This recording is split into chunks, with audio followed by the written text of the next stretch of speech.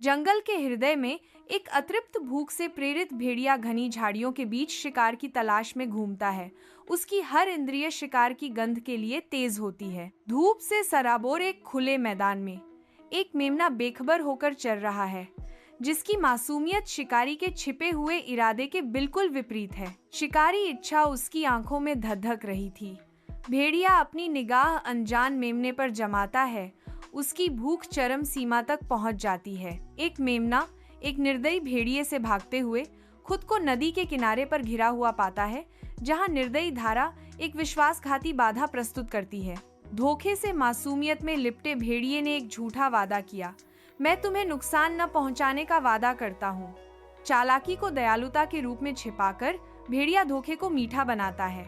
मैं तुम्हें नदी पार कराने की पेशकश करता हूँ। एक धोखेबाज गठबंधन में एक मेमना नदी के पार एक खतरनाक यात्रा पर निकलता है।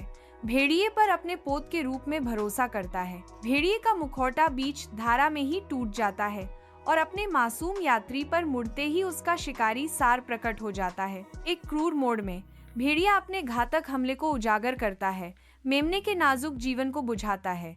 शांत नदी के किनारे एक भयावह दृश्य सामने आता है, क्योंकि एक भेड़िया एक मेमने पर भोजन करता है जिससे शांति भंग होती है।